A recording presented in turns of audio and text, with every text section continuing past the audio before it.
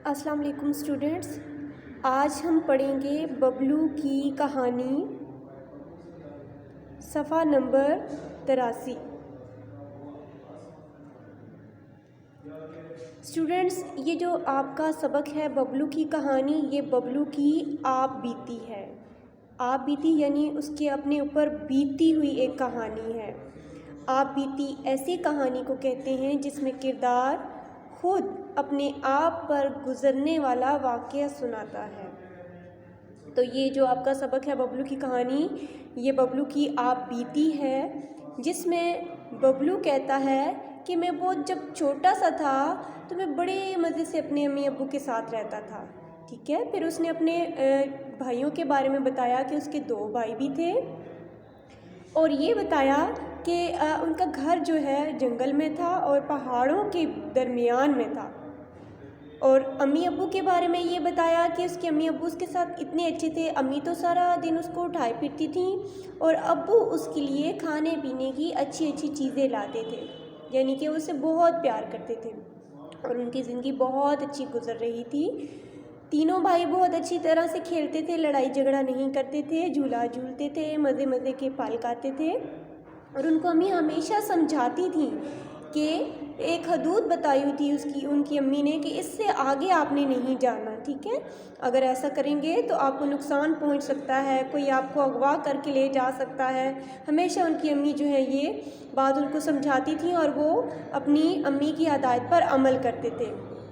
لیکن ان کا جو منجلا بھائی، یعنی کہ درمیان والا بھائی، بڑے سے چھوٹا درمیان والا بھائی، جس کا نام تھا ٹینکو، کیا نام تھا منجلے بھائی کا؟ ٹینکو۔ وہ بہت ہی شریر تھا اور کبھی کبھی حد سے آگے چلنے کو کہتا تھا، جس سے آگے جانے سے امی نے ان کو منع کیا تھا۔ اسی طرح ایک دن ببلو بتاتا ہے کہ ایک دن ہم بڑے مزے سے پکڑائی کھیل رہے تھے تو کیا ہوا کہ ہمیں اچانک ایک سفید رنگ کا خرگوش دکھائی دیا۔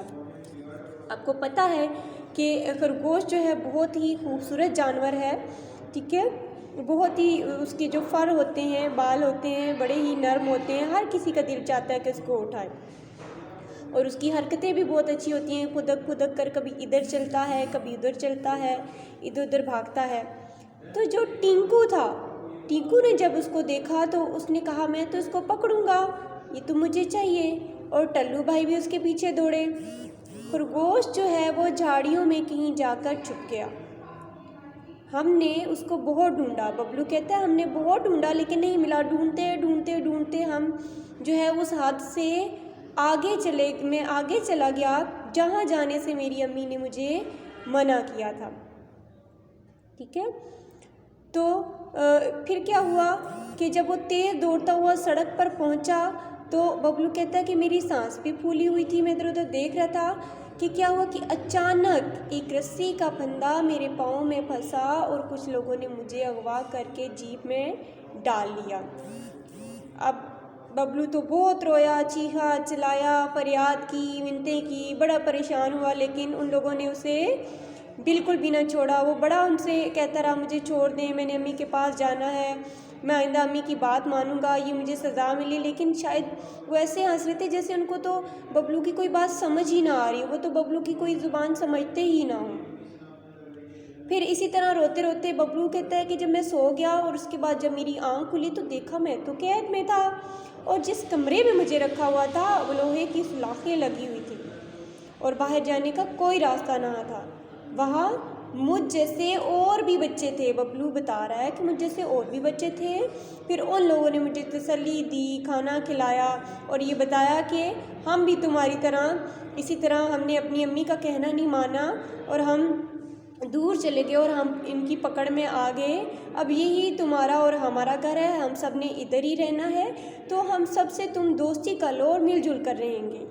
پھر ببلو نے اپنا مائنڈ ایسے ہی بنا لیا اور کہا، اور ببلو بتا رہا ہے کہ پھر اس دن سے میں وہیں پہ ان کے ساتھ ہی رہ رہا ہوں۔ آپ دیکھیں اس پکچر میں، اب آپ کو پتہ چلے گا کہ یہاں پہ بچے بھی ہیں، بندر بھی ہیں، اور اب آپ کو یہ کنفیوژن ہوگی کہ بچے ببلو ہیں یا بندر ببلو ہے، یہ جلدی آپ کو پتہ چل جائے گا۔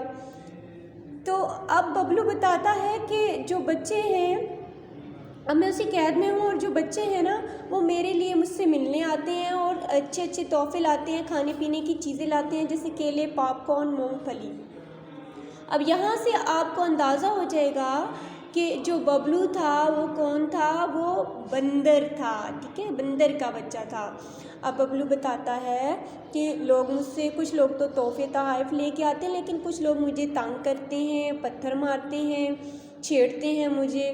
تو کیا ہے، اب جو اس کہانی کا کہہ رہے ہیں کہ جو پیارے بچوں، میں بھی تو اللہ کی مخلوق ہوں، ٹھیک ہے، بندر ہمیں کہہ رہا ہے، ہمیں انسانوں کو، کہ جس طرح آپ اللہ کی مخلوق ہیں میں بھی اللہ کی مخلوق ہوں، مجھ سے پیار کیا کریں اور مجھے تنگ نہ کیا کریں، ٹھیک ہے۔ آپ تو اپنی طرف سے مذاق کرتے ہیں، ان کو پتھر مارتے ہیں، چھیڑتے ہیں، لیکن وہ تو تنگ ہوتا ہے، وہ بھی تو اللہ کی مخلوق ہے، ٹھیک ہے۔ اچھا، تو اب یہاں پہ دیکھیں بچوں کہ آپ کو پتہ چل گیا تھا کہ یہ ببلو کون ہے اور کہاں پہ پتہ چلا تھا۔ اس سے ریلیٹڈ ہم کوشچن آنسرز بھی کریں گے، لیکن اس سے پہلے آپ کا جو کام ہے، آپ نے اپنے SOS سے دیکھ کر اس کے املا الفاظ اور اس سبق کے اینڈ پہ یہ جو الفاظ معنی لکھے ہیں یہ بہت ہی net and clean hand writing میں آپ نے لکھنے ہیں۔ Thank you so much.